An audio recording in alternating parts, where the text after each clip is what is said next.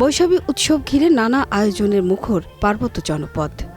চলতি বছরের বিদায় ও নতুন বর্ষবরণকে কেন্দ্র করে বৈশাখী উৎসব ঘিরে ব্যস্ত সময় পার করছেন সেখানকার বাসিন্দারা।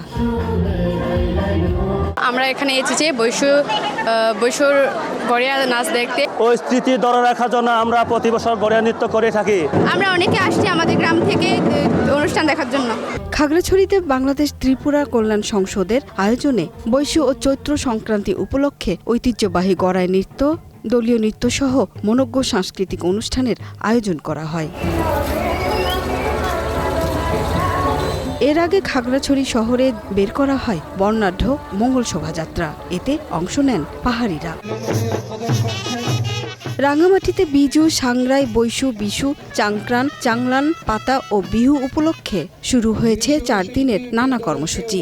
এই অনুষ্ঠানের উদ্বোধন করেন রাঙ্গামাটি পার্বত্য জেলা পরিষদের চেয়ারম্যান কাজল তালুকদার।